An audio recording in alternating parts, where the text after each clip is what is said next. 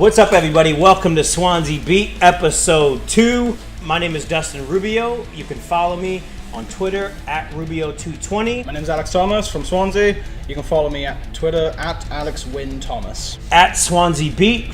Give us a follow, give us a like, give us a share. That'd be great. Like this video, share this video. You can leave some comments if you disagree with this guy. If you disagree with me, what the heck? No. Subscribe. Subscribe, yes. He is on it.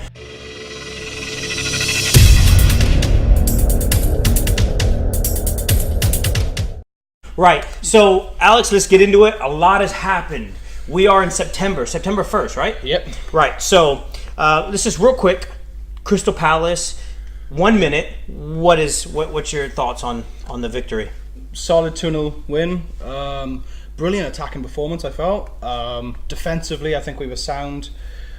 Two of our goals are a bit dodgy. Well, Tammy got a really good goal thanks to a great Leroy for a cross. IU got very lucky. Let's be very fair here. Yeah. But overall, a solid performance. If I have to give it a rating, I'd say an 8 out of 10. Yeah? Yeah, for the performance. It was good. Yeah, I think my prediction was 2-1.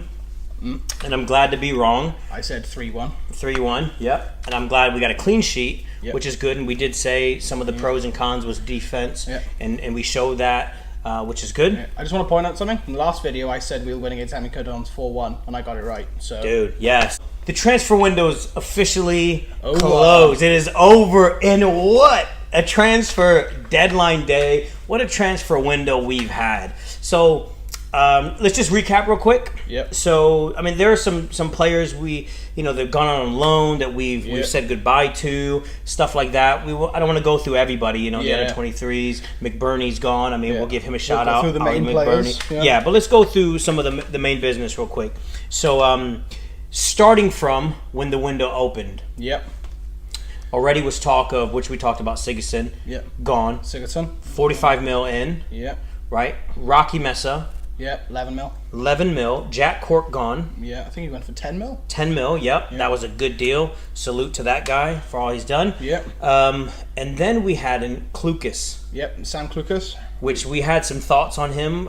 I guess my thought was more of a question. I gotta say, he kind of proved me wrong in the last game. Like, yep. I think I said some stuff in the last one, which I said I was kind of going in on him, but yeah, good performance. Let's see if we can keep it up. Yeah. No, he looked good. He looked good. So we got Sam in. What was he? 17? Yes. 17 mil. I have a 17 or 16. Something like that, right?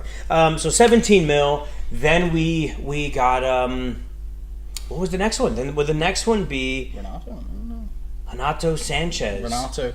Probably the biggest transfer, I'd say, for Swans, and I think it was the most unexpected transfer in the whole window in general. I'm just going to say this now. If it wasn't Swansea, if this was Crystal Palace, if this was Newcastle, if this was Brighton, people would have went nuts. If this was Stoke, and Stoke has been in this position before, where they got a player that might have been too big for the team, when they got Shaqiri, they would have went nuts on it. But they did. People were talking about Renato Sanches. He was heavily promoted when they learned they were favourites to sign him. Yeah. So thank you to Paul Clement's contacts in Bayern Munich. That guy. I mean, and the crazy thing is when we first got Clement and finding out that he was Ancelotti's number 2, where he's been around the block, big clubs, and the last place he was in Bayern Munich, for some reason my mind went to one player and one player only that I thought was realistic. I didn't say, maybe Lewandowski. I mean, obviously that's crazy, But I really thought Renato Sanches would have been a good shout, which I was a bit bummed out when I thought he was going to AC Milan. And then when I found out he never went and we were linked with him and we pulled it off. Like, I think if we talked about 4 weeks ago and people said to us we're going to sign Renato Sanches, we wouldn't have believed them, I don't think. We would have been like, one of the finest young centre mids in the world, coming to Swansea City Football Club. That doesn't make any logical sense, but hey, awesome to have him here. I mean, what was it? 2 years ago, they won the Euros. Portugal, he won the Euros with Portugal. Yeah. 2 years ago? 2016. 2 summers ago. Last year. Was it last year? 2016. No way. Yeah. Okay, right. Well then, but yeah, so won the Euros with them, played in that. He's just a top, hot prospect of a player. So I'm excited about him being a good addition, and he's going to play regular. I think that's something, that it's kind of a given. Yeah. And that's the thing that I'm excited about, because he might not start off right away the way we want him to, but he's going to play regular, and hopefully he delivers. I think the relationship with Clement as well is the thing that he took into perspective. He was just like, I already know this guy, I know I can trust him, and I know I'm going to get a lot of playing time. I'm going to be one of the key players for this club.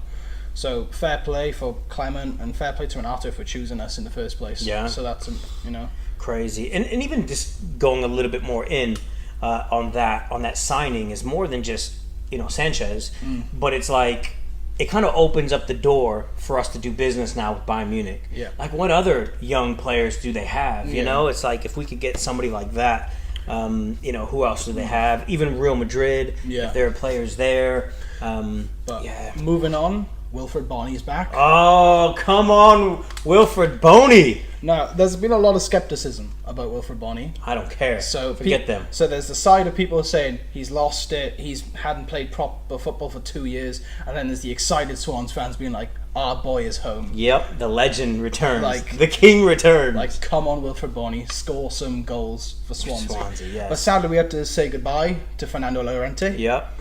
What are your thoughts about the transfer to Spurs?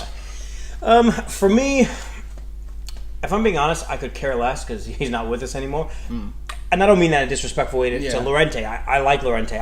Honestly, I think I put something on our Instagram, Swansea Beat Twitter page, was just props to him, a big thank you to him.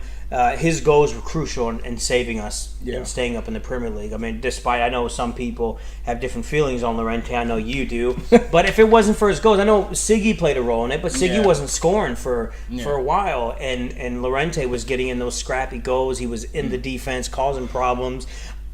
However, I don't know if he's going to play in Spurs. I think he'd be a bench warmer most of the time. I think Harry Kane is the priority there. Yep. They might try to protect Kane in certain cup matches, maybe things like that. They'll put in Llorente, which would be a good, a good move for them. Which, that makes sense. It kind of came out of nowhere. He's 35. It's just Llorente? one of the, 32. Sorry, my bad, Fernando. You're retiring him. My bad.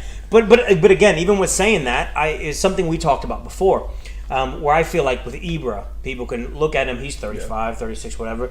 But he's not as young as he obviously used to be, but he's tailor-made his style for the Premier League. You know what I'm saying? Like, he's just such a physical player. He's such a dominating presence in the box, and he can score with both of his feet. He can jump in the air. And I feel like Llorente probably isn't as athletic as Ibra, but he brings something like that even though he might not need to run, he didn't always run for us, but he causes problems, and he is a threat. And I think any defense, like if we were playing Tottenham and Kane's injured and Llorente's in there, for me, I'm sweating.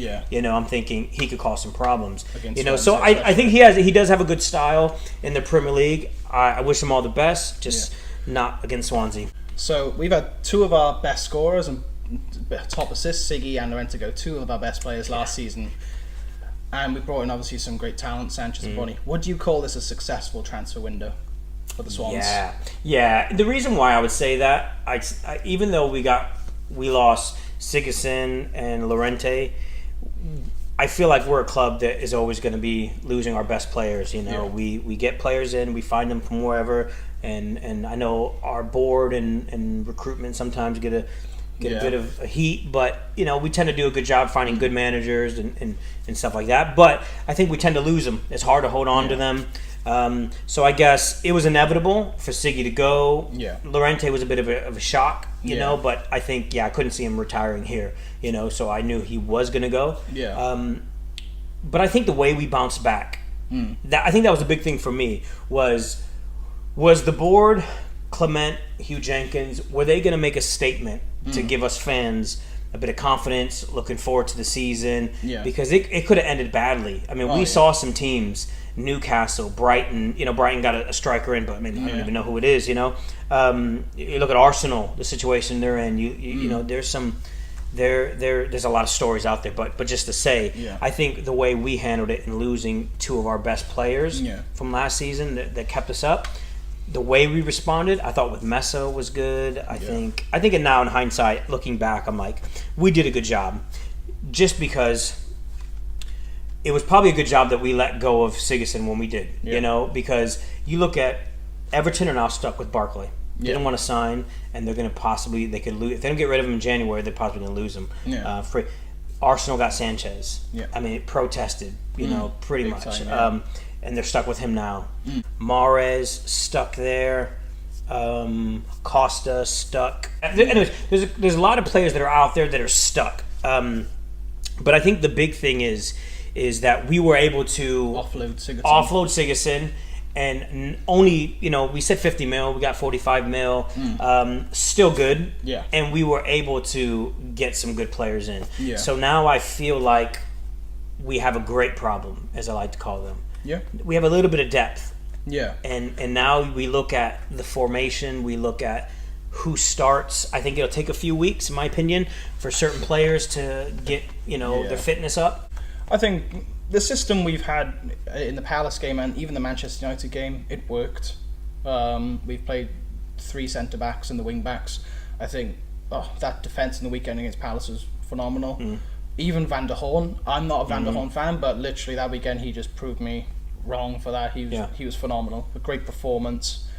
So I'd like to see us, you know, keep that sort of thing. Like, I wouldn't mind us switching up tactics once in a while, but I think that should be our main thing. That's what we've practiced now since pre-season, and that's something we should stick to now.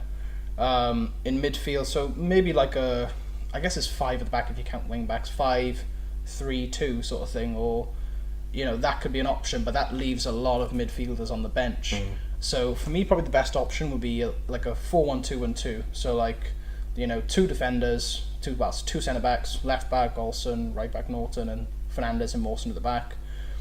Holding mid, Messer has to be. You know, he's not adjusted properly yet, but given time, I think he could be a great holding midfielder for Swans.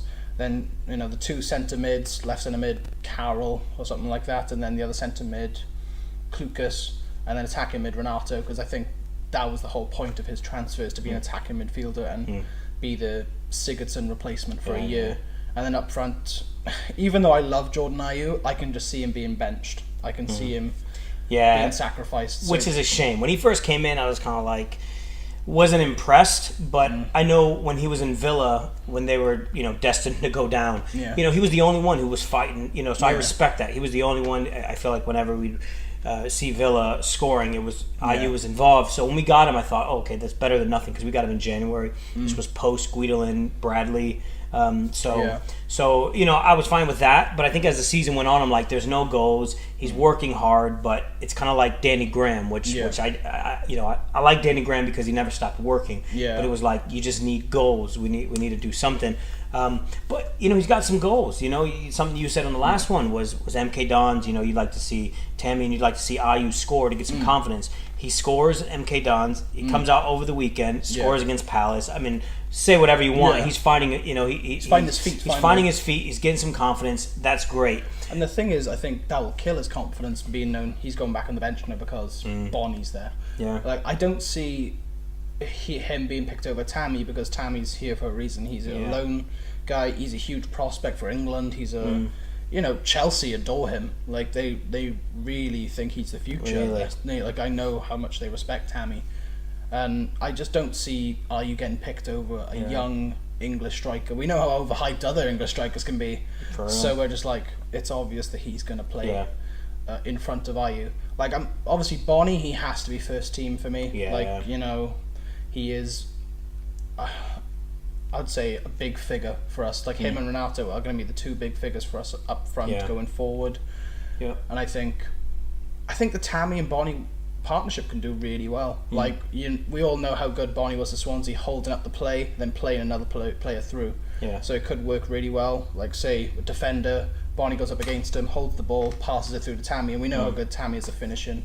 You know, it could be a really good partnership. So do you think Bony would be behind Tammy? I think it could go both ways. I think they can rotate with each other more than anything. I don't see them being like a strike partnership, like he's right striker, he's left striker. I do see those 2 rotating in game, like, you know, Tammy goes behind Bony and Bony goes by Tammy. Because one of the things I noticed on Bony in his last spell in Swansea was often he was holding up the ball, holding up 2 to 3 defenders, Yeah. and our wings are just flying past. And a lot of the time, that's what it was. And he seemed to be in the middle of creativity. He was flicking it over. I mean, for a big guy, his skill set is really good. If he's up front, you know, and you look at our midfield, where do you think the creativity is going to come from? I mean, do you know much about Sanchez? And is it part of his game? Because Sigurdsson was a big creative person. Carroll on the left with throwing those wicked crosses to Llorente. I think this season Carroll will be our main midfielder. Honestly, I don't think Sanchez will be it. I think Carroll will be, because I think when we signed him in January, he just proved himself straight away. Yeah, he did. He just showed up with some amazing assists, like some of the crosses he delivered. Yeah. And even a person we haven't mentioned for a starting lineman is Leroy Fer. He played phenomenal. That cross to Tammy on the weekend was absolutely fantastic. You know, Sanchez, I wouldn't say he's known for creativity. You know, he's a very pacey centre mid. I think that's the one thing we need. I think Sanchez is one of those players who is constantly running on the pitch. Like, he is always going forward. He's always going back on defense as well. I think mostly I can see us getting assists from Tom Carroll or even Bony. I think Bony will be taking a step back this season than scoring like 15 to 20 goals. I think he'd be taking a step back, saying, okay, I can hold up play and Tammy can score all the goals for me. And I think this season a lot of our crossing game will be down to the fullbacks. I think Olsen and Norton will be a key thing, because I'm not sure what Clement's going for, but it doesn't look like we're playing wingers that often right now. We're just playing the wing backs. So obviously a lot of crossing will be down to them. If we want Bony to score, we have to whip in those balls, because we know how good he is in the air. He's good at shooting, but you know, mainly in the air. If you look at all the goals he scored, like one against Cardiff, you know, that was a phenomenal header. You know, and I think Bony needs to take a step back for us to even create even more goals. What do you think Narsing fits in this whole picture? It's difficult. I think if we're going to play wing backs, he's not very good at defending, honestly. Like, we saw him, I think he got subbed in on the weekend. He replaced Norton, and he played as wing back, and you know, he was great going forward, but tracking back he wasn't very good. You know, it's like a Depay thing when he was at United. Like, he was a left winger playing left wing back. He came forward, but he never tracked back. Like, he never defended. So, you know, I hope for the best for him. Unless we can adjust him to an attacking midfielder, I just don't see him playing that often now. 2 weeks ago, before we played MK Dons, I think I even said I would rather, you know, we just get out of the cup, focus on staying in the league.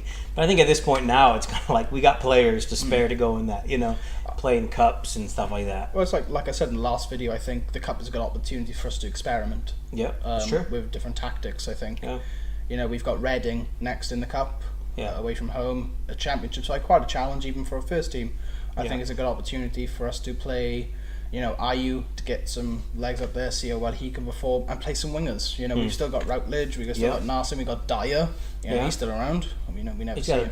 Did he have a nasty injury? Is it Achilles heel or something? I think so, something like that. Something like that. But yeah, you know, we could even try out wingers, and if it goes really well, we can try out a winger. And I wouldn't want to play it against a big team, but I want to play it against a small Premier League team, like you know, like Brighton or something who hasn't scored yet. So like, you know, have wingers and test it out, because it's our best opportunity to see what suits us best at the moment. But I just want to give a shout out to like someone who went under the radar, and that's Fabianski. He's gone really under the radar so far this season. Like, we've just said, our defense is great, attack is great. But when the shots have come in, Fabianski's been there. He's got 2 clean sheets out of 3. So fair play to him. You know, he's winning some points on fantasy at the moment. I think we're solid all round at the moment. I think obviously defensively we were terrible last season, but I think when Clement came in, we sort of cleaned up a little bit. We did quite well. But now the season started, you know, everyone's going to concede a few goals to Man United this season, I think. But for us to not concede against Southampton, who have got good attacking players, and not to concede against Palace, they may be terrible at defence, but they have a decent attack going forward. You have Benteke and all those sort of guys going forward. So, you know, next game, Newcastle. That'll be a big one. That'll be a big one. Yeah. I before they won that last weekend, I would have been like, oh, this is a good one, just tailor-made for us. But they showed some fight that last game. Obviously, the key thing, Mitrovic, their star striker, banned for the game. That's good. Shelby still gone? I think so, He's still gone, two key guys, I'd say, for Newcastle. They got some good players as well. I would like to see us play quite defensively, though, because they have massive pace. Christian Atsu, he's a very good player. They have Matt Ritchie coming forward as well. I think this would be a good opportunity, though, for us to get 3 or 4 goals. I think this is our... If Bony has a time to prove it, it'd be now. I think if he starts, obviously, but depends. Go in there, bully around a defense. Hope so. Newcastle's defense is okay. I think it's our opportunity to shine. I think if we want to send a message out, this is the game where we have to, supply, basically. Right. Let me ask you this last question. How would you grade from 1 to 10 Paul Clement on the window? This window? Ooh. And even the season, because I know we talked about the first couple games. So we're talking about him as a manager? As a manager. How has he done now from... let's go back. Since he came. Let's talk about since he came in to now. I think I have to give him an 8 out of 10, honestly. The mess he came into, we were just coming from Bob Bradley and slumped in the relegation zone, not playing creative football. We were playing soccer more than anything. We were doing some terrible tactics. I don't even know if that. Sunday league football, maybe even worse than that. It was atrocious. But yeah, the way he just came in, cleaned up, and just said, okay, let's get down, let's look at this defense. You conceded set pieces constantly. You constantly are leaving the ball. People are getting through so easily. And attackingly, you've got one star striker, and that's Sigurdsson and Llorente. You've got 2 players there. But the way he came in and adjusted the system, he took advantage of how good Llorente was in the air, and he got some goals out of that. Fair play to Llorente for that. And fair play to Clement for even thinking of the tactic to even get Llorente the goals in the first place. The transfer window... for me, the transfer window isn't even down to Clement. I think the only thing that came out to that was Sanchez. I think that was the only thing that came it down to. But I feel like that was as a fan, I feel like that was huge. It was a big signing. On Twitter, people were going nuts. It was almost as if we were just putting it in other club fans' face. This is who we got. So when some of the trolls are out, some of the haters are kind of oh, he's too good to be at Swansea. He needs to be at whatever sort of club, and we're just kind of well, we got him. Great. But I think most of the signings this window is down to the board. But, I know they've had a lot of stick, but they've done well in some of the signings. I think it was their decision to bring Bony back, and fair play. I'm happy with it. A lot of people ain't, but I'd say I'm very happy about the decision. Klukas, I'm skeptical, but he's looking good at the moment, so fair play to the board for seeing that. But yeah, it's looking good at the moment. I'll give him a good 8 out of 10 for how well. And I'm looking forward to this season. I'm quite excited about how good we can be. So anyways, thanks for joining us. Been staring at this guy this whole time, but hope you enjoyed. Again, if you disagree with this guy, post all you want, comment. I'm just kidding. At Alex Wynn Thomas, I'll argue you. I will debate you. So thanks for joining us. We'll see you next time. I'm Dustin. This is Alex. This is Swansea Beat.